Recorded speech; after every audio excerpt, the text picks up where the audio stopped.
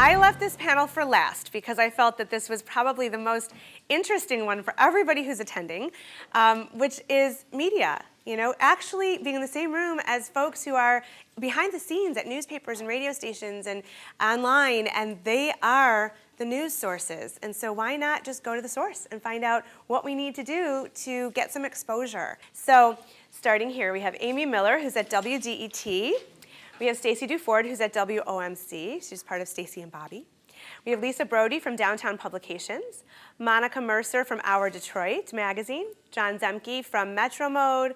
There's two others. John, what else? Model V and Concentrate. Thank you. Robin Erb from the Detroit Free Press, Marianne McLeod from the Macomb Daily, and Mary Griffin from Haibu Publications. So we have a really great representation of today's media outlets here today. But thank you so much, everybody, for being here. So I'm going to start with Amy Miller. Very quick story. I was talking to my sister last night about Christmas and presents, and she says to me, I don't know if you remember when Wes, her son, said when Wes was like 7, a family friend decided for his gift she was going to give Wes, you know how you can, like Heifer International, you can give a third world country a goat or clean water or whatever. So Wes opens his Christmas card from this family friend and he gets a half a goat. And he looks at his mom and he goes, well, Mom, when do I get the other half? So I was thinking of that when we were talking earlier. As Lynn mentioned, I've spent about 28 years in the business, and now I'm the producer for the Craig Foley Show. I will try and be brief initially because I think you'll probably hear many of the same things in terms of pitching from the other panelists. There's a couple of key things. Relationships are very important, essential. The way you present a pitch is absolutely critical because in my case, I have hundreds of emails every day, and if you don't grab me in the first couple of lines of the email, it's probably just going to get deleted very quickly. I mean, I spend my day, I do, just so you know, and the rest of the panelists can say how they deal with it, I do actually read almost every email that I get that's not junk mail, or at least a portion of it. But if you lose me after the first couple of sentences, there's a good chance I won't finish whatever it is that you're presenting to me. So the initial contact is very, very critical, as is follow-up. Sometimes I end up booking segments that I'm really not that crazy about, but because someone is persistent and has a news angle to it, I will, you know, I'm endeared to them and I'll try and work it in.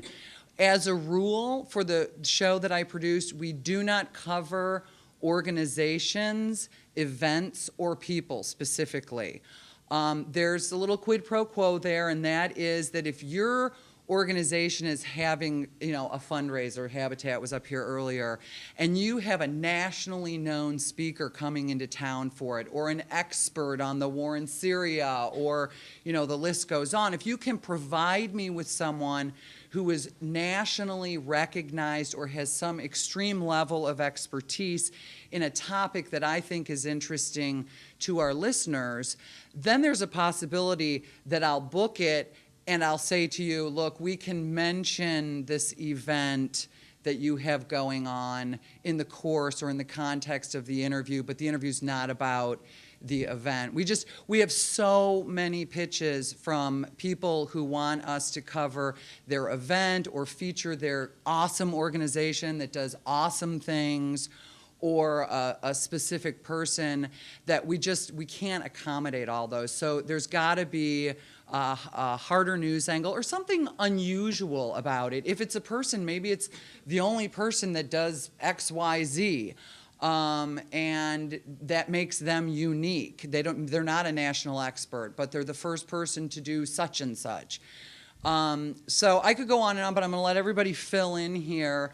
But that, you know, just as a basis, you've got, and a lot of times you may feel like, wow, this really doesn't have like a hard news angle, but we can work it into a harder, you know, a conversation about something that's a little more harder news or of interest to our listeners. And I do try and work with PR firms that pitch me someone or some organization, I try and work with them and say, well, I don't want to have a conversation about this, but maybe we can use this person on a panel discussion about this or what have you. So there's a start. Can I ask you, before we pass the mic, to offer, if there was one tip you wanted to leave people with about pitching media, what would be the most important thing that you'd recommend? Probably the most important thing is to develop a relationship. And how do you recommend doing that? I recommend you making the effort to, for example, for me, dropping in the station, call me ahead, say, hey, I'm going to be in the neighborhood, make it sound casual. I'm going to be in the neighborhood. I've got some information I want to drop off. I know you're busy. I will only take 5 minutes of your time. Can I drop by this afternoon or someday this week? And literally, if you are just going to take 5 minutes of my time, or even 10 minutes, I will happily meet you at the front desk, give you a tour, and then we've made face-to-face contact, and you can leave me with your information. And then, of course, the key is follow-up. Thanks. And I met Amy because I really wanted to pitch and succeed with getting clients on WDET, and I wasn't succeeding, and I said, can I ask your advice? Remember I said that yesterday? Tell me, what can I do better? And we actually met for coffee, and it was great. We had a lot of fun. And I heard about, it was your neighbor's Christmas bread, because of my bread book. What was the bread? Yeah, it was Armenian. It's churdeg. Okay. It's Armenian holiday bread, yeah? Yeah. And I wanted to book a trip to Alaska when I was done meeting with her. I was like, wow, this sounds so amazing. So, but it wasn't, and when I met with you, it wasn't to pitch a story. It was like, here are all my clients, here's what I'm thinking, but can you just teach me what I need to do? Well, and that was helpful. And the value in that is that she had clients that I thought, well, I'm not really interested in this aspect of your client, but you know what, there's something else going on here. Maybe I can use one of your clients from this organization for, like I said, a panel discussion, or it's all top of mind, because when you send me your email, even if I save it and think, oh, I'll get back to that later today, it's a softer story or whatever, by the time my day is over, that email, even if I think it's important, is like 30 down. Yeah. And then the next day I have all these new emails, and pretty soon you're like 100 down the line, even though I intended to get back in touch with you. Right. The first thing I would tell you is something you're probably going to hear over and over again as we pass the mic down, is know the show you're pitching. 75% of the pitches I get, 25% of them are in New York. I finally wrote a guy back and said, hey, if you want to buy me a ticket, I'm happy to come to your event. Otherwise, why are you inviting me to all this stuff? I'm not coming to New York. The other half, I'm not going to, I think it's fabulous that your client is hitting the top of the dance charts. Have you listened to my station? We play the hits of the 60s, 70s, and 80s. We don't play any dance music, well, except disco, and very limited. So why are you sending that to me? Know the show you're pitching. And again, making relationships is good. Also, especially for commercial radio, we only get a couple of talk breaks an hour. So you really, if you want to take up one of our talk breaks, you have to really convince us that it's good value to our listeners. That is who we serve. Our job is to give them information and entertain them. Our job is to get them from home to work in the morning feeling good about their day. We want to help. Our job is to help them, they know they got to go to work. They've got a bunch of stuff to do. Our job is to make them forget about that for a few minutes, have a laugh, have a good time, maybe have a joke they can relate to somebody when they get to work. So, know who you're pitching, and make it, is when you're pitching radio, and probably even TV a little, but especially radio, make it, extend an invitation. Because, I get 2 talk breaks an hour, and we're talking about things that we do and things that go on in the world. So we're talking about our lives a lot. If you invite me to come to your event or to come watch what your client is doing or what you're doing or whatever, that's something I've participated in and that I can talk about. So, I guess that's part of making relationships, but, give us something to participate in. You'd be surprised. I just was out yesterday, ran a 10K for the Halloween Hustle. We supported them, you know, they worked with us, and that we talked about that for weeks. And while we were doing that, also pay attention. While you're listening to these shows, we were talking about this Halloween hustle coming up because we were sponsoring it. A listener called in and said, hey, we've got a zombie walk. It's that very same night, but it's later in the day. So if your listeners can't make yours, they can come to ours. Well, we ran her call because it had to do with our content. It fit right in. It was for a charity. It was for a great cause. And it flowed with our show. But you got to know the show you're pitching. All stations, and as producer of the show, I'm responsible for the part of our website that is Bobby and Stacy, and we do have to put content on there. And I do, even if it's something we don't have time to talk about, I do need content for our website, and especially stuff that is, you know, community oriented that people can participate in. But if you're sending.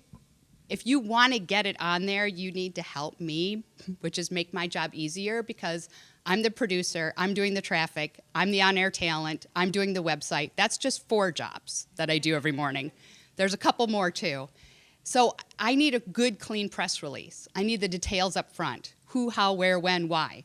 When's it going to be? You know, who's going to be there? Why should my people go? I'm going to reiterate what Stacy has to say from the print point of view, and that is the most important piece of advice I can say is know the publication you are pitching. I'm the editor now of 2 publications, which is Downtown. We're both hyper-local publications, which are very focused on localities. We have 2. One is for the Birmingham and Bloomfield markets, and the other is, which is Downtown, the other is West End, which is for Western Oakland counties. And we do hard news, information, profiles, business, society, and they're monthlies with, and you need to understand that, because if you're sending me lots and lots and lots of stuff that is not applicable, as you said, it's hitting the delete. So that's really important. We all get so much that's not appropriate to our publications, and that's a frustrating thing, I think, for all of us. The other thing that we have that I encourage, I know Lynn with relationships, we also have community calendar tabs that we encourage a lot of people to post directly your information. You're not necessarily going to get a story written, but that tab on our website gets a tremendous amount of views and action, and that's another viable point. When you do want myself or another editor or individual to read it, write a really good subject line. Get our attention. Don't when it's just boring, we get so many, as you mentioned, it's easy to make it a later in the day and then it gets glossed over. So really make it something that we want to read. Don't call us and ask us if we got your email. We got it. But if it's something that I'd like some more information on, and I might call you for more information. You've piqued my interest on your press release. And maybe there's something more that I want for information so I can write more of a story. And you might not have the information right away. That's okay. But get back to me. I can't tell you how often I call somebody back and I never hear back from them. And I'm serious. Yeah, whether they're professional PR people or laymen, your own business, we're very time sensitive in our business. And so when we call you back, it means like right away. It doesn't mean 2 weeks later. I'll get that from people. And our deadline is come and gone, and so has your opportunity. And can I ask you, do you remember that person? Always. And so the next time, if I get a call, I'm not going to, I probably, if it's on a message, I'm not going to call you back. Our time is really, we are in very time frenzied. We're all short-staffed. We no longer have the staffs we would love to have. And if I get an email, I'm going to delete you, I hate to say, because you didn't help me do my job. And again, I don't have as many people working for me as I would love. The other thing that I really love, I'm not I want to have something unique, maybe a scoop, but also I don't want to have the exact same story as every other publication or every other TV station is running. So if it's Kim Kardashian got engaged today, which my publication wouldn't necessarily run, but you know, we've all seen the exact same story on every single TV or radio station because that's, you know, the top news of that day. But I don't want to run the exact same story. So give me a unique angle. Give me something different from your organization or your company that makes it something fresh and unique and fun or different or poignant or whatever it is that makes me really want to take a different look and that it doesn't want to. And then the last thing I want to mention is that, and I don't know if you've covered this, but that PR is an investment, which means sometimes it's not immediate. I had lunch with another PR professional early last summer, and she mentioned a gynecologist that she was representing who had become a sexual therapist, and she lives in one of my coverage area, and she would make a great profile for our magazine. I said, you know, you're right. Well, 6 months later, she's going to be in our issue that comes out this week. And it's great, but it wasn't immediate. So there was an investment. It was a great idea. It was filed because it just didn't fit at the time. So remember that because sometimes that's the case. So it's important to have realistic expectations. Yes. It's like they heard this morning from some of my clients, business owners, and one of them has been a client for 5 years, and I got them in the New York Times last fall. But that pitch went out a year before it actually ran. And you know, if you had asked them 6 months after, they would have thought that that pitch failed. Exactly. Then it ended up on the front page of the style section of the New York Times. So pat myself on the back. But I would have thought it failed too at 6 months. But it just shows you're in for the long haul. It's a gradual build over time. It is, because if you want something immediate, you run an ad. If you want really good investment for long-time PR, no, it's going to take sometimes longer time. But the relationships. Well, so I'm a writer at Our Detroit magazine. That's basically all I am. I always say I'm just a writer. I love to talk to people, and this is just one interesting call I got probably around 2 weeks ago from a woman who the receptionist sent her call to me, and I answered, and she said, I've got the biggest story ever, and I want to take this nationally, but I really want you to hear it first. And of course, the news reporter in me is like, oh my God, am I going to get a scoop? You know, I used to cover federal courts in Tennessee, and I thrived on scoops. I love knowing things before everyone else. And she said that she worked at the Wayne assembly plant where they build Ford Focuses. And I'm thinking, oh my God, this is about Ford. Is she going to tell me the Ford is doing something bad or whatever? But I was like, wow. And I had just bought a Ford Focus, and I happen to love Ford, and I thought it was really cool that I had bought this car that had been locally made, and it turns out she's been working at the Ford assembly plant, or the Wayne assembly plant, for about 25 years. Well, of course, it wasn't anything bad, but she totally hooked me by saying, this is the biggest story ever. And what it was she was getting her coworkers together to get this program together about farming and teaching people how to raise their own food. And she had gotten Ford to support her, you know, give her access to trucks, and she turned out to be this Ford employee who just loves Ford, and she really believed in what she was doing. Now, it wasn't a fit for our, because others have said, we don't write about single charity events. We don't write about single charities just because there are so many. But I probably talked to this woman for an hour on the phone, and just because she was so enthusiastic about what she was doing. And I gave her suggestions and ideas for other media to reach out to, like the dailies or more local things where it might be more appropriate. And I think I'll always remember her, because she was just so passionate and believed so much in what she was doing. And she told me it was the biggest story ever, and it needed to be national. but she was calling me and talking to me. And I'll remember her. And unfortunately, I just ended up, I just finished writing a story about philanthropy in Detroit and how it's changing. And it's coming out in the December issue. And unfortunately, I didn't know about her before then, because maybe I could have put her in the story if I had. But we ended up having this great conversation. And in the future, I'll remember her. I know her. I have her phone number.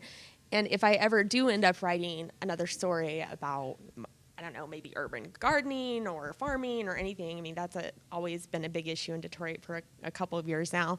I'll remember her. So, to what Lisa was saying, sometimes you have to start early and building those relationships and just connecting with someone on a personal level, and you never know where it's going to lead. And also, we have a story in the current issue, in the November issue, that a freelance writer pitched to us in January. And I ended up pitching it to Steve Wilkie, our editor, not even knowing that the other writer had pitched it, because I thought it was such a good story. And the freelance writer ended up doing it. But it's November now, and we knew it. He knew about it in January. I kind of found out about it myself just from talking to people months later, and now it's in the magazine. So that's my biggest thing, is that it does start with relationships. I actually like for people to call, because I think it takes a lot more effort to make a phone call than it does to send an email. And I'll always answer the phone and talk to someone. So, and to what Lisa was saying also, people don't follow up. And if you don't follow up, if you don't care about the story, if you don't care about what you're doing, then how are we going to care either, And this woman who called from Wayne Assembly Plant believed so wholeheartedly in what she was doing that it rubbed off on me. And I believed in it too, because of how enthusiastic she was. So, one of the things that PR people have as an advantage is we subscribe to different databases to, if we don't know you, to find different media folks, and it's about 80% correct. So, but it'll say in there only email or only phone calls or whatever. So that's great if I see that. And the person is still there in that position, but it's worth a question. Like, even if and I've told everybody, you write your pitch, you send it via email, and then a few days later you might want to call to follow up, depending on if it's a weekly or a monthly. A monthly has more lead time, or whatever it is. But I always recommend a follow-up call. Some people will say, I've had TV producers on their voicemail say, I don't take calls, just email me. And so then, once you hear that, it's that, I've sent an email back saying, just got the message from your voicemail. Thank you for putting that there. I just wanted to follow up on this. So I do recommend follow-up, but if you call someone who doesn't want to be called, you could probably cushion it by saying, I'm not sure if you like follow-up phone calls. I just wanted to follow up, and here's my information. I'm a freelance writer, so that means I go through every pitch in my inbox, and that comes through my phone. I won't write about everyone, but I'll listen to everyone. And my main beat is writing about small business owners who are either starting a new business or growing, getting investment, doing something that's moving their business forward, in essence. So if you come to me and give me a pitch, something along those lines, there's a good chance I'll write about it. And I'm happy to write about it. That's the bread and butter of our publications. However, you want to do more than just pitch a story for your business to a reporter. You want to be a source for that reporter. So think of it this way. Somebody who comes up to you and all they want to do is just sell you something, that's the only time they speak to you, how often are you going to speak to them? Same thing with me. If you're coming up and say, oh, my business is doing this, we just raised $5,000 for leukemia or whatever. Okay, that's nice. That has nothing at all to do with my need. Thank you for pitching it, but move on. But if you tell me something else like that might not have something to do with your business, oh, this is coming up further on down the line with something other business, or you might find this interesting, or this could work with your beat, I definitely appreciate that. I will remember that. And it's not, the way of reciprocating that isn't just me, oh, I'll write a story for you when you need it, or I'll listen to your pitches or whatever. There are other ways too. For instance, national publications are very lazy and they often call me up and say, oh, I read your story about such and such business, and I'm doing this story about Detroit. And I was wondering, can you give me their email, contact, phone number, and contact information so I can write your story? Which is kind of flattering and kind of insulting, but I get over that with my ego. And my sources who have been very good to me in the past, I pass their information on to these people. It's my sort of way of rewarding them as, you've been great to me in the past, you've helped me get scoops, you've helped me do stories, let me return that favor. There are many other ways that you can reciprocate that sort of thing. And that's really what you should try to do. You should, as they said previously, this should be a relationship with these reporters, and it shouldn't just be about getting your business on the air. It should be about helping us do our job so we can help you do your job. It makes a lot of sense. Thank you. I was telling the group yesterday that Sue Solowski at the Free Press, the food editor, writer, called me the other day because Thanksgiving and Hanukkah are the same time, and she was looking for great stories related to that convergence. I don't have any client that's relevant, but she called me because I always will give, hey, I know this person, or, oh, let me call my friends and see who might be interesting. And, I've done that a ton of times because it's a two-way street. It's got to be mutually beneficial. And it doesn't hurt me if I can help her get her story. Wow, that's great. I'm happy that I could help her. We absolutely want to hear about your stories, but you have to match our speed, because otherwise we're on to the 3 stories ahead of you. So if there were just a few very, very quick things I could tell you to get it in, and we all probably get those 300, 400, 500 emails a day, and I do the same thing. Unless it's caught me in the first sentence, and I mean seriously, the first sentence, I have to delete you because I don't have time. And if you call me, you'll hear very often that I'm typing. I try to do it quietly so you don't hear me because I don't want to be rude, but I'm very often writing a story while I'm also trying to take in more information. So if there were a few things I could just, these are just really, they're like the super secret tips. I hope I'm not giving away any trade secrets, but the fastest way to my heart, actually, I'm a little different. I prefer emails because otherwise people will call and go, hi, Robin, how are you? I don't have time. So send me an email and then follow up in a couple of days, and the best way to my heart is to say, are you on deadline? Are you busy? Because if I am, I'm going to tell you, yeah, I really can't talk now, but you know what? Call me tomorrow at 10. It's a great time to call a newspaper reporter because we've got our coffee, we've been yelled at least once by an editor for missing a story, and we're looking at our calendar, and we've got a little bit of breathing room. So ask us if we're busy, and don't be offended if we say, I really don't have time right now, but I will get back to you. The other thing, and several people have mentioned, know your audience, know who you're talking to.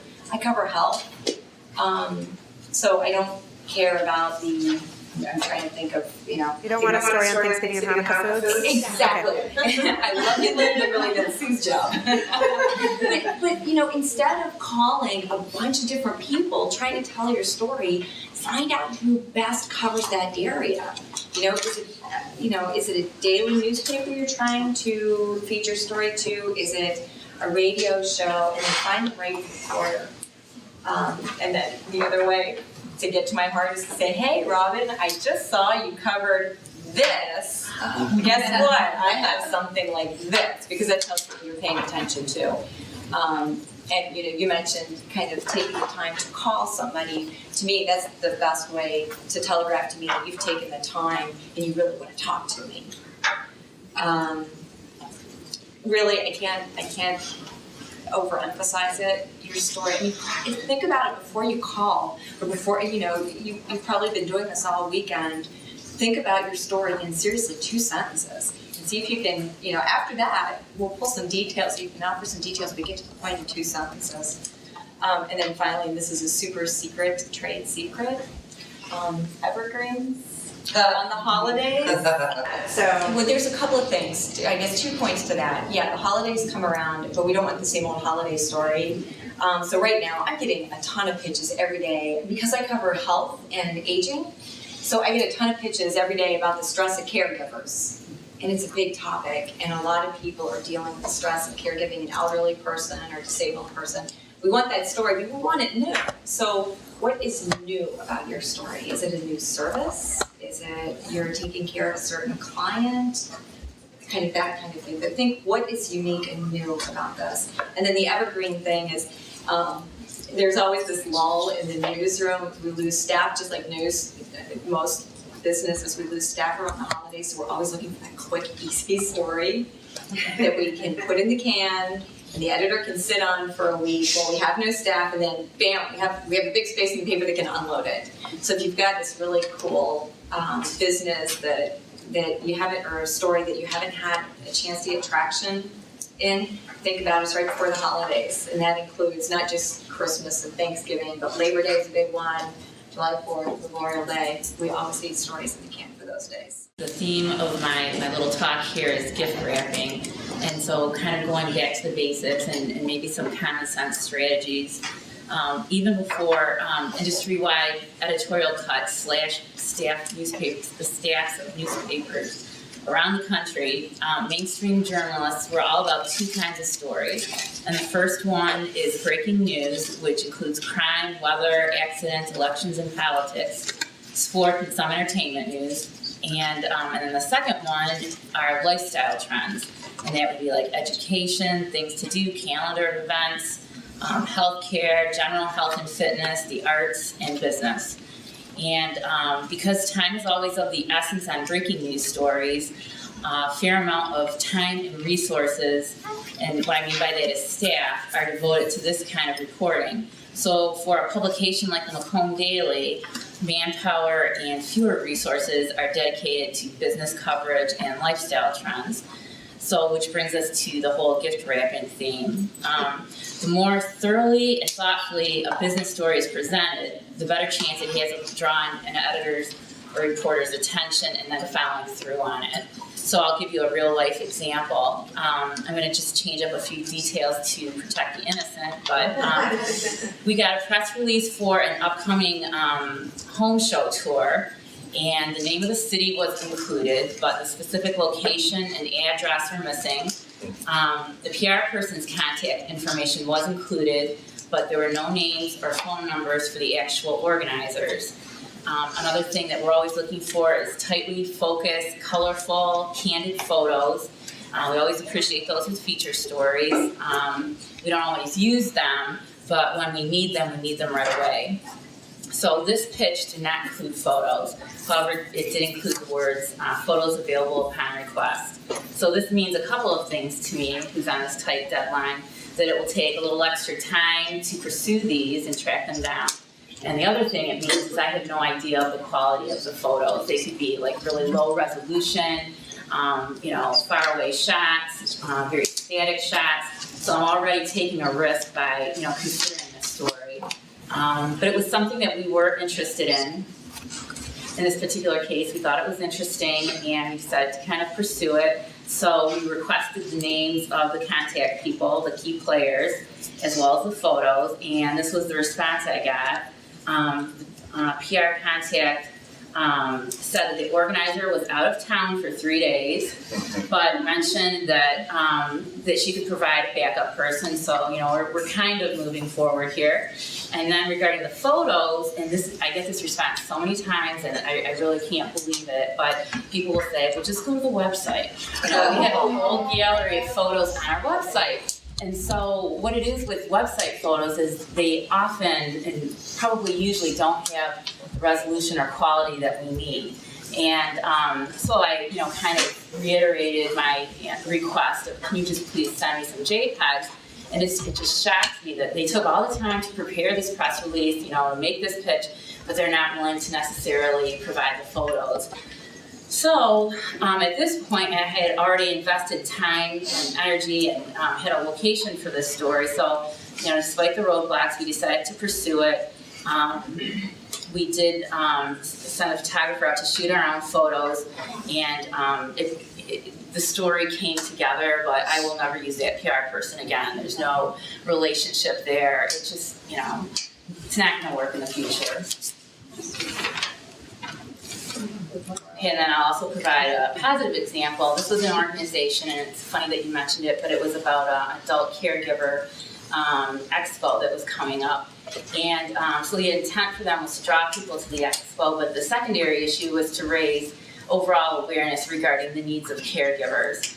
And so what this very professional PR person did in their press kit, they provided a beautifully detailed press release about the upcoming event and what would be provided there. They also included 3 or 4 possible story angles that we could pursue, and they were all somewhat unique. They had like a different spin and twist on them, so we appreciate that. We don't want to do the same old story again and again. And they also included, and this is huge, 4 local contacts, and then they detailed like their stories. And so I could immediately see what this story was going to be about. I had a few minutes and I was able to follow up immediately, get the ball rolling. The subjects were all like amply prepared by the PR professional. They knew what their story was, and they were open and willing to share it. I called the PR person and mentioned photos. They did have photos, but it was from last year's event, so they weren't super candid. They were a little bit static, but they did make that effort. But since we were already moving along, I was able to set up a photographer and have them go out and shoot one of the families that I had already spoken to. And so this story came together very easily, and I will definitely use this person again and again. So basically, just the point of gift wrapping is to provide all the key elements, including photos, contact information, and the key names of the people. And it sounds like common sense, but you'd be surprised at how uncommon it is. So.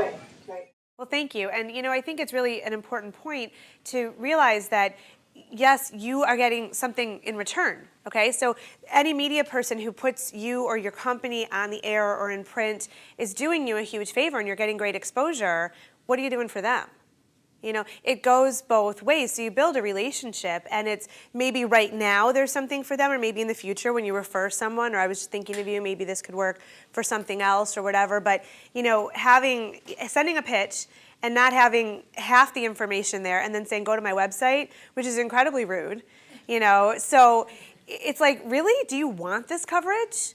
And just think about the bridges that you burn, and it's not just today, it's long time, people are going to remember that, and do you want to be remembered for that? Mary? Thanks everyone. Thanks for asking me to participate. Oh, so glad you're here. Yeah, so I'm last, and I have the pleasure of reiterating everything. But it's really, it has become all about the storytelling for me, which is why I really like working with Lynn.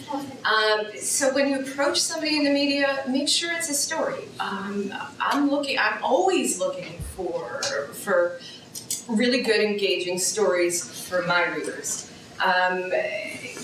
Give me the hook right up front, and know that I want it to be something that is going to teach the readers something, move the readers, inspire the readers. I want it to be a story. So, one of my tips is to know the difference between advertising and journalism. And hey, there's definitely value in advertising. I live in terror of selling ads. I don't want to do it, but I need them. So there's definitely value, and for a business owner, there's definitely value for both.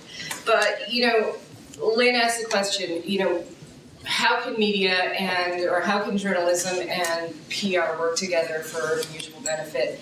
And, there's a PR professional or a business owner representing themselves or representing a client, and, their end goal is to get a story out.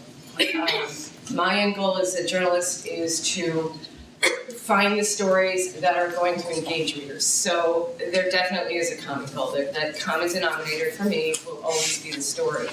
So, before you come to somebody, before you pitch your story, know what it is. I'm going to use some anecdotal stories here.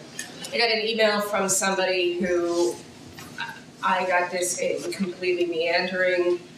I get this I got his life story in this email. I didn't know what to make of it, and I to this day don't know why I even saved it, but I did, and a story fell through, and I don't know why. I just called this guy, or I emailed him back and said, more or less, you're up.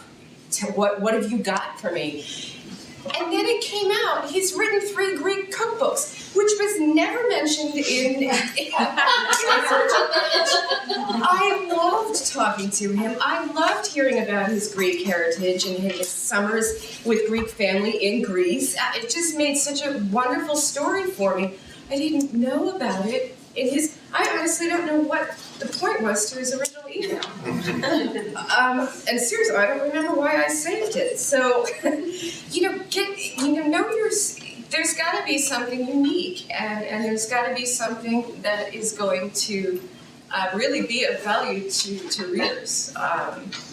Anyway, again, it's been said, know who you're contacting, know the outlet, know the people there, do just a little bit of research. I remember in PR, my first job was going through this Bacon's media guide, about this thick, and anytime we prepared a media list to send in, this goes out long before email, internet, everything, I would have to go through and make phone calls. And who is your features writer right now? Because that book is probably outdated 2 days, no, a day. The day it's published, it's outdated. So, know who you're approaching. And have your facts and figures straight. We'll start asking maybe a few technical details. If it's a business story, I'm going to want to know, maybe a little bit about revenue, when you founded your business, blah, blah, blah. You'd be really surprised at how many times these answers aren't at their fingertips. And I really don't want to rely on my memory to call you back and ask you to confirm, hey, remember you said you'd get back to me. I don't want to have to do that. There have been cases where I've just put the story on a back burner because something was missing. Somebody didn't get back to me on a real crucial piece of information. I don't want to have to invest that much energy in something that isn't going to move forward. A fact sheet. If you're going to be presenting something to the media, just have those little details that you want. That's going to form part of that story. It's going to help support whatever story it is we're working on together. And the story's not going to be complete without those little facts and figures, the technical stuff. Relationships. That's what it boils down to. Get to know us. If I can't help you with a story right now, I can maybe direct you to somebody who could move your story forward. I could sit on it for when there is an appropriate time. Somebody from Plymouth wanted to talk to me about wedding planning, and I have a lot going on in Plymouth. It's a great community. I'm waiting for February to roll around. That's a nice time to feature them. So a few anecdotes beyond the Greek cookbook author. I've had some amazing ones. Working with Linda's great because she really does believe in the value of storytelling. She sent me a piece about Joe Cornell Entertainment. I think you've all met him. I stopped reading this story critically because I was sucked into this dance floor as a 12-year-old, learning how to dance and feeling all awkward and shy and gangly, and it was just such a nice, engaging piece. And of course, all the pertinent information was there, but it was a story, and I think people are really going to identify reading that. Identify with their, the 12-year-old within us all. But, another one is, I got a completely, again, unsolicited email from somebody from Plymouth. I opened it up, and it's the story of a woman who years ago was in a bad auto accident. Years and years of pain and rehab and all sorts of ensuing health problems. She ended up getting scoliosis because she was atrophying, I think, and just all sorts of horrible things. She wound up going to a yoga class just because it was the only thing she thought she could do. She was encouraged to get some physical fitness. She had grown obese. So she figured yoga was the only thing she could do without, just killing herself. Well, 6 years later, she owns a yoga studio. She's helping others. She focuses sort of on that, healing. And I thought it was a very inspirational story, so I followed up, asked a few questions. The story was lacking some detail, whatever. I asked the questions, I went out and shot some photos with them, got to meet them, took a yoga class. It is not easy. And it worked out as a cover story. Her son wrote this story. It was just very, very sweet. You know what? It's really a great example because she shared her personal story. She got vulnerable with you, which made it universally appealing because she shared part of herself and the outcome that's accessible for everybody. And that's something we were talking about yesterday in writing your story, when you share those pertinent details and not spilling your guts and saying, inappropriate things, but sharing just enough so that people can make that human connection. What I want to do is I want to sort of wrap up this part and take some questions. But one thing I want to point out, since I've been on both sides of the coin, and I spent 15 years as a journalist, and now I've had 6 good years in PR and counting, one of the things that used to make me crazy when I was a journalist was that people blame everything on the media. The media is responsible for all the ills of the world. And I'm like, hello, I write stories, and I just am fascinated by how people find meaning and how the world works and the magic that happens. And one of the things, correct me if I'm wrong, but I think everybody at this table and everybody that I know in media are trying to help people by sharing information and making sure it's correct information so that people can live better lives. And that's really the ultimate goal at the end of the day, right? Am I wrong? No? And so if you come at it from that perspective, not just about I need more customers, I need more revenue, I need, but here's how I serve others, and we talked about that yesterday too, is what's that doing good, that contribution part of what you do that helps everybody, that's where you start to make those connections, right?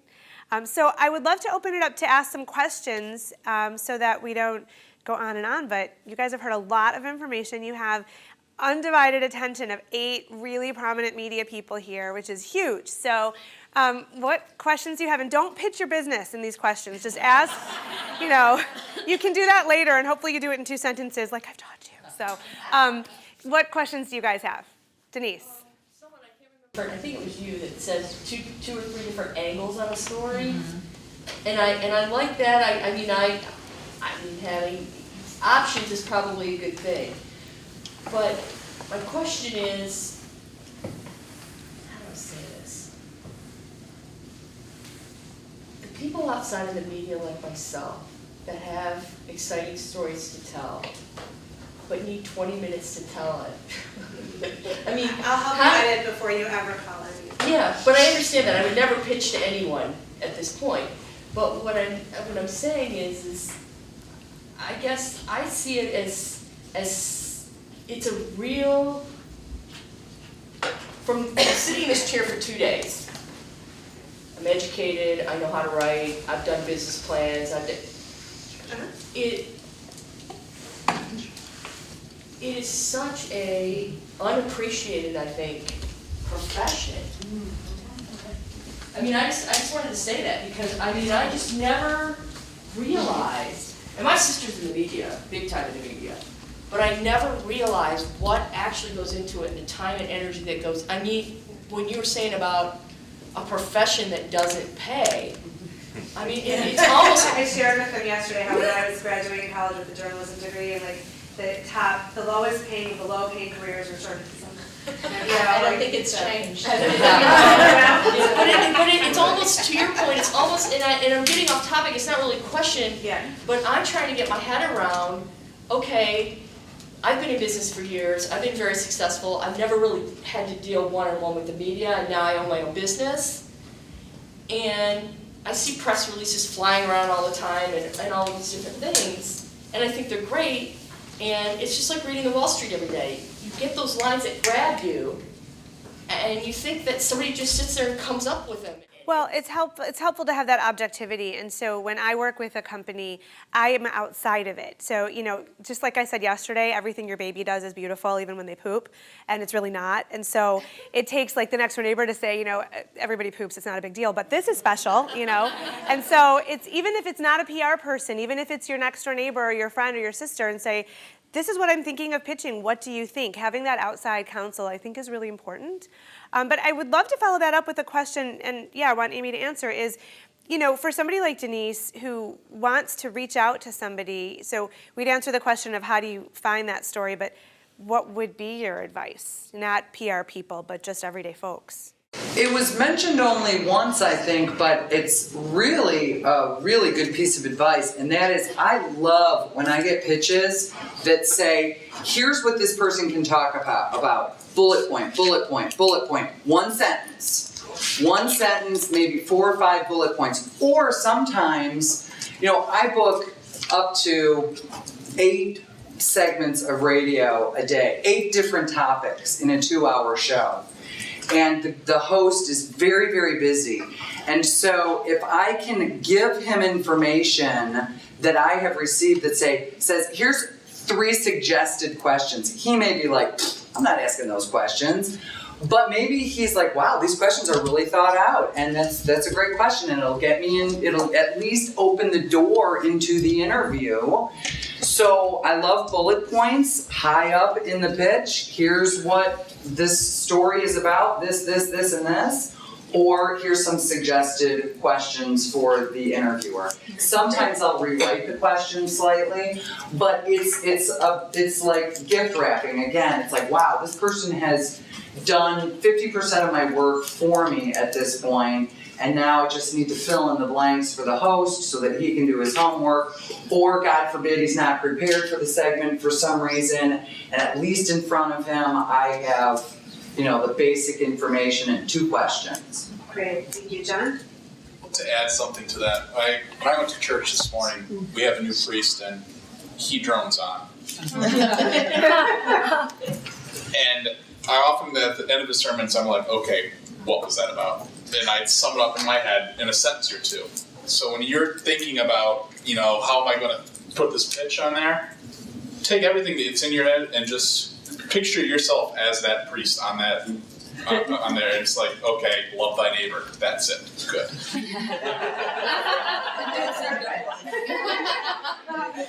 It's very helpful. No, but it goes back to business. I mean, that's what I relate to is business. So it's like, what's the bottom line? Yeah. Right. And that's what you lead with, right? Exactly. I just wanted to follow up because I don't want you to think, and I tend to come off, as a hard ass and say 2 sentences. Because we want to give the 20 minutes. It's just to capture, to get in that crazy flow, you have to sell it to us in 2 minutes. So we can say, or 2 sentences. So I say, that is interesting. Well, wait. And it's a great, I actually know exactly which caregiving expo you're talking about. This person is great. We use them all the time. Because I know when I call her, she can, offer me a person who's involved, the expert, all the information on that press release. I don't have to double check or triple check the times, the places, and the addresses because I know it's all right. And when I call and say, I gotta have something in the next half hour, can you get somebody? She can get it to us. And to her point, that pitch is they do such a nice job that we've written about that expo several years, and she called again this year and said, we're doing it again. Let me ask you guys if you could also elaborate, because you were saying if you need the information in 30 minutes, and everybody has different deadlines, but a lot of times, even if you're a monthly and you're going to press, like Monday, you might call Friday and say, I'm going to print on Monday, so I need this today. Can you just explain for the average folks what the deadline is? How does that work, the pace? Huh? Yeah. 2 hours ago. Right, and it's not that you're being rude or pushy or whatever. It's that's the pace every day. Right. Every day is deadline. It's frenzy. You run around drinking coffee with a stomachache. But you're also charged by that. Otherwise, we wouldn't do it. But when we say we really need the information, we really need the information. Question, Jody? How far in advance do you like to know about an event? If it's somebody wanted to have an event and a pitch. So I have 2 nonprofits that I am a member of. And we do different events all the time, and they've got some interesting twists to them based on things that you'll hear in the media. I don't want to know about an event. You don't want to know about an event? No, events are, they're a dime a dozen, they're everywhere. Unless it's something really big, that's going to be happening. That's, I don't want to know, but I know it's important to you guys, but my editors immediately squash that, and I'm not interested in it. Our Detroit gets a lot of pitches about single events, and they expect that we should write about those events, and then that's how I know that they don't read the magazine. But we don't write about single events. But you might send a photographer. We do send photographers for like the midnight hour photos or something like that, but that's not really editorial story coverage. And our society columnist, Sally Drack, handles that and those things, and she likes to know about them as far ahead as possible. But we do not write any editorial about And I mentioned earlier that I said no events, no individuals, no organizations. But again, I will say this. If your events include some kind of speaker who is national arena, here's an example. Weight Watchers had something, I don't know, a couple weeks ago, I think. And it was like a local event with whatever, I'm sorry, I can't remember the details. But when they emailed me, they said one of the speakers is the lady who was the executive producer, or maybe she was the CEO, forgive me, it comes and it goes, of HGTV and the Food Network. And she's gonna be at this event. And I said, if you can get her for the show to talk about how TV had the relationship between food and TV, not only coverage of food on TV, but how we use TV to satiate, and we eat in front of the TV, and just the whole relationship. Yes, absolutely. We'd love to talk to her, and in doing so, we will be happy to mention she is here for this Weight Watchers event on Saturday, blah, blah, blah. Then we put it on our website after it airs on the radio. We have segments on our website for each segment of the show, and then of course for more information. I mean, there's the whole social media aspect of it. So when you say, oh, I've got 2 events coming up, as you've heard everybody here, we're really not interested in the events. Try and find an angle on that event that is newsworthy. If it's a walk for cancer and there's a news story about this breakthrough in cancer, and you can say, hey, there's this guy at Beaumont, he's a part of this team that has done this research, it's fantastic. How about I try and get him on the show, and as a courtesy, how about we mention this cancer walk that's coming up, or whatever it is. You have to think bigger picture. I mean, every journalist likes big ideas. We're all looking for ideas. And it's a big difference. If you look at, read the New York Times, they're not writing about events, they're writing about big ideas. Right. Detroit News, the Free Press, all the great newspapers in the country, and all the great media outlets, they're writing about big ideas. So that's what we want to know about. Robin, you were going to say something? Thanks, Joan. Yeah, I was just going to bounce off what Amy said. It's not really about the event, but it's the story of the event. What is going on? Why is this an event? Mm-hmm. So actually, to your point, you know, every year there's 1,000 annual walks for something to fundraise. We're not covering them, but you know, recently there was a fundraiser for pancreatic cancer. We're not going to write about that, or, you know, for research for pancreatic cancer, but we did a big story that talked about how it is the lowest funded of the cancers. It is the deadliest. It is a terrible, terrible disease. We had a ton of feedback. People saying, you know, so-and-so, I knew somebody like this. Nobody ever writes about this. Yeah. And we did. We wrote a little thing that said, and by the way, there's a walk coming up. This is how you find more information. I think the New York Times just wrote a story about how runs and walks now aren't getting as many participants. Because there's so many. Because there's so many, and there is not as much money in them anymore. Well, so the trend story of the walk or the run, and if you have a similar story, like there are X number of walks or runs in a year, and here's the research that shows that it actually builds community in an era of distance and social media, maybe that would be a story. That might be a story. You know, but not the run itself. Right, and then you can bring in the research. That's the research part. Brian, you had a question. Yeah, each one of you talked about building relationships and how important that is, and it's pretty easy to see if you're a PR person how they might come to any one of you repeatedly with different stories, and that's how you can build a relationship. But for somebody that's trying to do something with their own business, if I was to go to any one of you and pitch whatever my story is and it didn't work, how do I go about building a relationship? That's a good question. Well, it depends on what your business is. Maybe your specific pitch for X isn't right for me right now. But maybe if we've had coffee or we've had conversations, maybe down the line I'm writing a story about whatever, and I need a source, and you come to mind. And because we have a relationship, I call you, and you become the expert. And then you're in the story, and that's a form of PR. Right, but you're all very busy. You're certainly not going to have coffee with everybody who asks you to have coffee with. I do.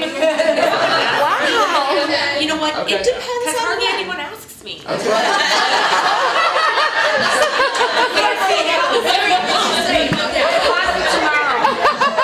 But what you have to remember is we also have to fill our pages and Cass, and sometimes we are beyond swamped.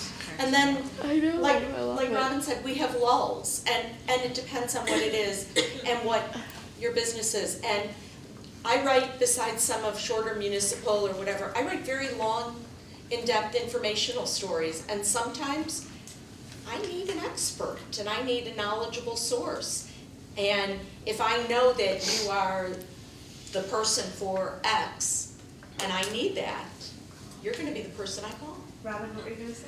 I was just to say, for me, it's not, and this is going to sound terrible, again, I sound just awful, but it's not so much about the relationship for me because my daily stuff moves so fast, I don't have time. It's always it's a new topic every day or several new topics.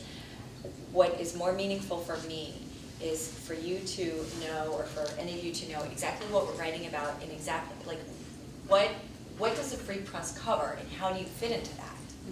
So people who call me maybe, do you mind me asking what's your business?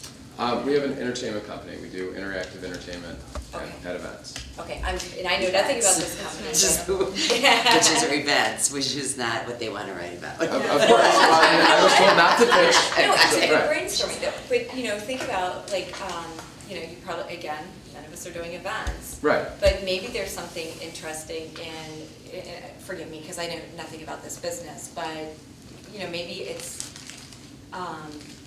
When you say interactive, what do you mean?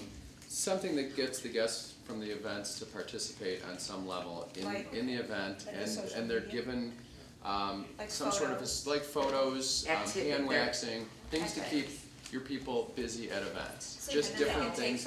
And you get to take something home. I've always actually wondered about those photo booths at events. Well, because they're always there. we'll go for coffee. There's an eight garbage. It's interesting. Okay, but. Well, so can I, because I know we have a couple other questions and I don't want to cut you off. Can I just use how we met as an example? So Robin and I have daughters that are similar ages, and we both signed up for a cupcake baking class at Schoolcraft College, and you were with another parent-child team at the big, industrial kitchen thing. And we just started talking because the girls were all into their baking stuff, and I'm like, oh my God, you're a free press reporter? Oh my God, I used to be a journalist, and I'm in PR and whatever. And we just started talking because we had so much in common. We just had a lot to talk about. Her mom bakes bread, and I had a book on bread coming out, and we just had a lot to talk about. Now, if all I cared about was getting my clients in the paper, I could have been like, oh, opportunity, let me pitch. But we actually connected as people, and it was like, oh, well, and the truth is that Robin's the last person I'll go to with a pitch because it has to be perfect, because she's my friend. And so if I send her something that's stupid or that's not her beat, I'm gonna offend her, And so actually I put the relationship first. And she's like in my back pocket if I have a great health story and I really, really think it's for her. But what? No. What I'm trying to say is that it's the relationship. It's that the person-to-person connection comes first. But I'm sure in time Robin will write about something that I give her, but it's not because we've had coffee. Does that make sense? It's Robin, as a news Robin's reporter, the example now. a daily news reporter is extremely different from someone who works. I mean, I was a daily news reporter for many years, so I think you can finish the sentence. Yeah. Somebody who works. Somebody who works.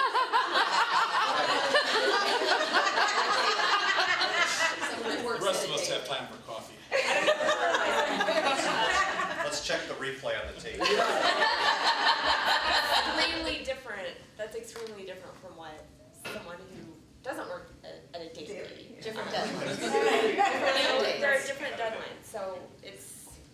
And there's nothing wrong with shooting me an email and saying, hey, I'm at your conference, here's what I do, here's the description of my business. If you ever are looking for a panelist or a guest who can talk about cutting edge, you know, the latest in how people are entertaining. I mean, we do fun segments like that. You know, we know exactly what, you know, party goers and party givers are all about these days, and it'd be a fun holiday segment. I mean, and then what I'll do is I will literally print off your email and I will stick it in a file that I have that says resources. And it may be 6 months, it may be next Christmas, it may be never, but I at least have you. It's surprising how many times I actually will go back to somebody just saying, I'm not gonna pitch you anything right now, I just want you to know who I am and what I offer. So everybody here should be sending an email out to say thank you for speaking yesterday and it was great to meet you and here's what I do. That's a great practice to be in. It is. And if somebody here does a story on you, then you should probably write a handwritten thank you note. Thanks so much for taking the time. Do we and, have contact right? information for everybody? Maybe. Okay, how are we doing on the time? Do you have a I question? wanted to share something that has to do with Lynn. She coached my daughter. Do you remember Zoe was freshman, and she has an interesting story. She's at NYU Abu Dhabi, and she loves to write. And Lynn's like, Zoe was looking for an internship. It was last summer. And so Lynn shared a few email addresses, and one of them was the New York Times. So I set her up with this strategy. Okay, you're going to email this day. You know, 7 days later, you're going to email again. Then there's the 3-day or whatever. And she was a little bit self-deprecating, like, hey, you know, this lowly freshman college student, if you're interested, here's something I wrote, this is what I do. And then she followed up, and one of them wrote back to her, and they had such a sweet, like, dialogue. And he said, well, you know, usually freshmen don't ask for internships at the New York Times. And she wrote back, she goes, well, I'm just shooting for the stars, you know, you guys. But it was so sweet because there was enough interest, and she pursued in a really delicate way.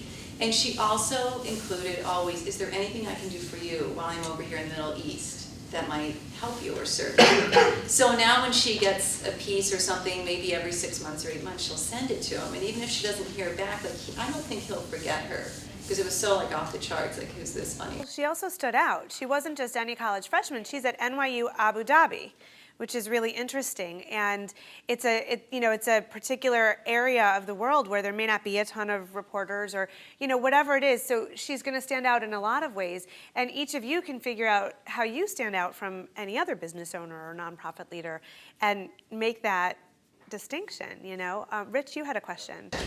So the people in the room, except for the media, probably know who I am, obviously speaking yesterday. So I'm with a PR firm. I'm with Fort Spirit Communications and various firms. So I haven't pitched any of them.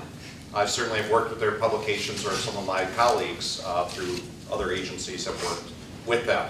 But that's kind of part of it, because I can get the sense business owners here are going, oh my gosh, media there, we're over here, there's a divide, and how am I going to pitch them? But I haven't pitched them in particular because the specific clients we represent, depending upon what it is, may not be that individual person in that beat. And the way I always liken it to, and Lynn can attest to this, it's about, as we've said, a relationship business. You know, that's what this is all about. And getting a pitch and having them write about you or cover you in some way is like getting married, right? You're not just gonna, jump right into bed, right? And get married right away. It is that relationship, it's that dating phase. So if you've got your story about, you know, the entertainment part of the business, it's not here, write the story, it's let's date a little bit, let's get to know each other. They may or may not do the coffee, right, with you, but it's not to pitch them to have them cover you right away, but have theirs be an understanding. And several of you said it, you've got to know what they're writing about. And that's how I'm a former journalist. I wrote for the Tech Center News, Detroit Auto Scene and all that. And it was someone at General Motors, Mary Hennigy, high-level GM communications executive of social media, who said to me, did you ever consider PR? And I said, PR? No, absolutely not. And she says, why not? I said, because people pitch me stories that we don't write about, as you said, and then PR people are on the line when I'm doing an interview, and they add no value. And she said, you understand it, you get it. And that's just it is relationship, it's understanding it. So for the business owners here, it's a dating relationship, right? You've got to date, hopefully, before getting married. And so read their publications, listen to what they're talking about, and make that decision, should I even pitch them or not? I will amend one thing, and Robin's not the horrible monster at the table.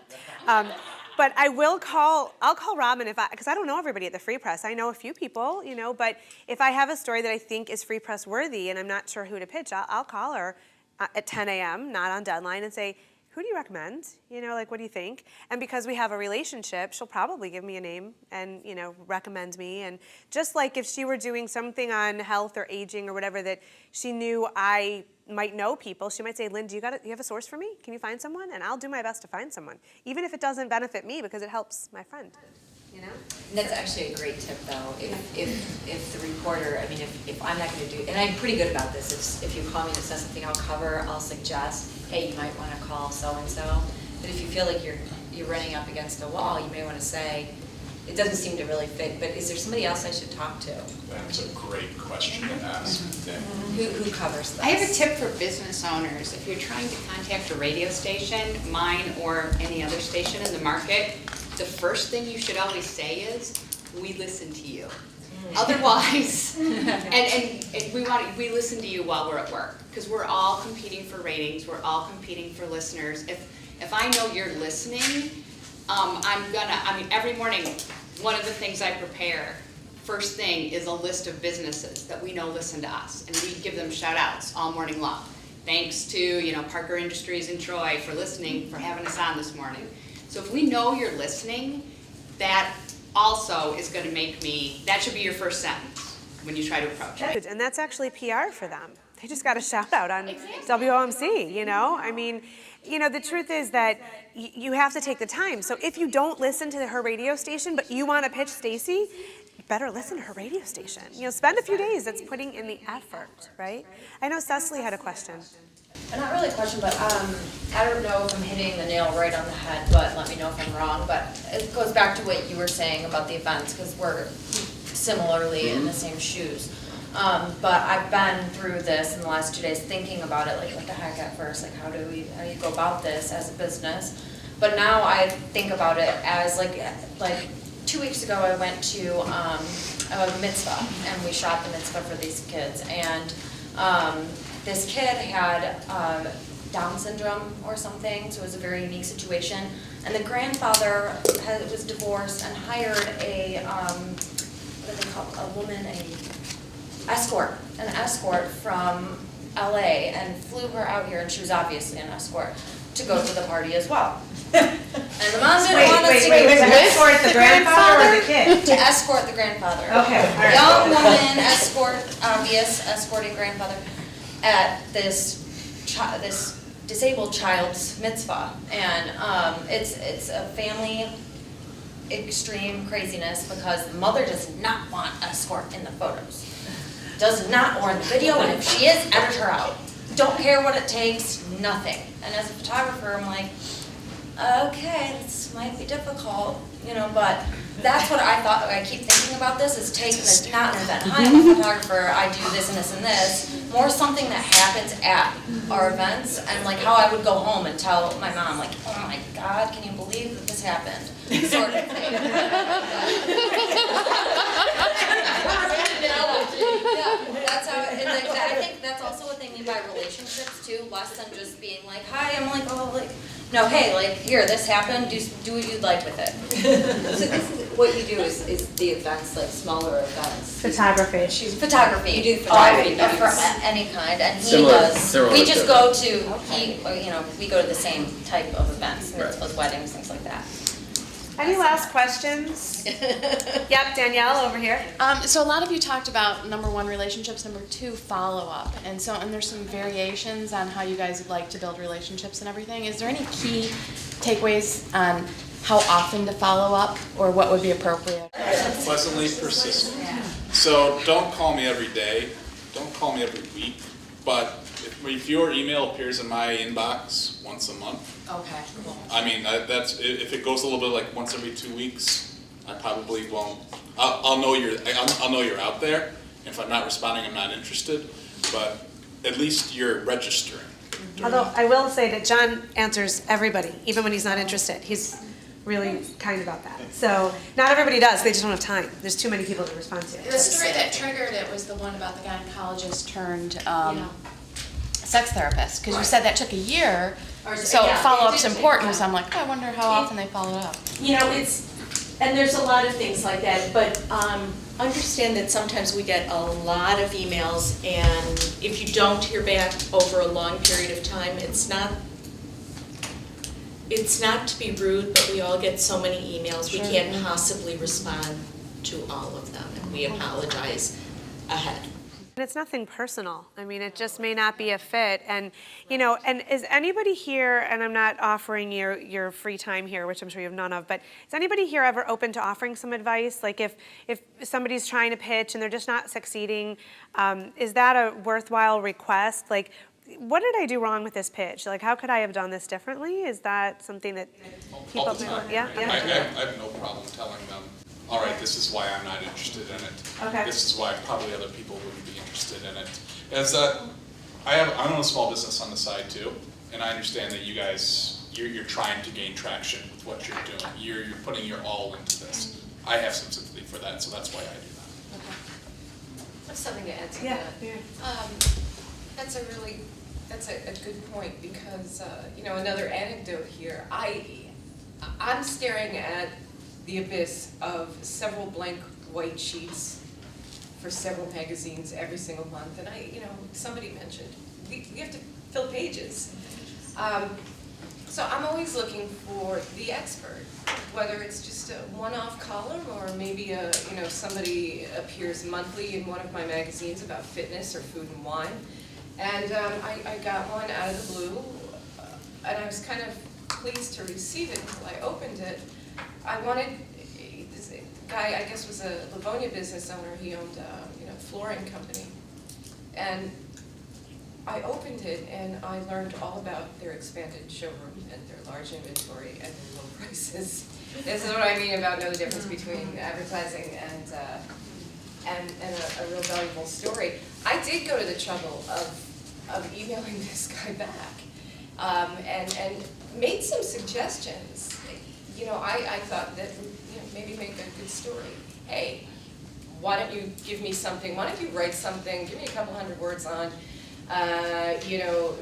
what kind of flooring should an individual look for in a high traffic area, something like that. There's a lot of, there could be a lot of ideas coming out of this stuff. Never heard from him again. It's really unbelievable how many people are just not cooperative in that back and forth relationship. And one thing that I shared yesterday is that I'm friends with Laura Berman at the Detroit News for years, and there was one pitch a couple years ago that I just wasn't getting any traction with, and I usually get some traction in some way. And I said to her, because she's a friend, do you mind looking at this and just telling me how I could have done this better? Why is nobody responding to this? And I learned a lot, and I'm in the profession. So, because we had a friendship, she took the time, she made some edits, you need to move this here, you need to move this there, and I'm like, of course, I didn't even see the story. And so I think that advice thing is really important because, yeah, go ahead. And really quickly, I didn't bring my business cards, but that's what we do at the Media Lab. We offer one-on-one instruction, and we do workshops on community contribution and press release writing. So if anybody's interested, Lynn does that. Well, let me just ask you guys, if you're willing to be contacted, this whole wall is a whiteboard and there are markers over there. So if you would be interested to put a phone number or an email or a Twitter handle or whatever you want, you could do that. Or if you have cards, I know, Amy, you have handouts, right? So what I'd like to do is give a really hearty round of applause for our media folks for being here. And I can't thank you guys enough. I mean, this is just really cool, and I can't thank you guys enough. This was an amazing 2 days. So let's end it with some, one-on-one relationship building in any way that you want, either together or media or whatever.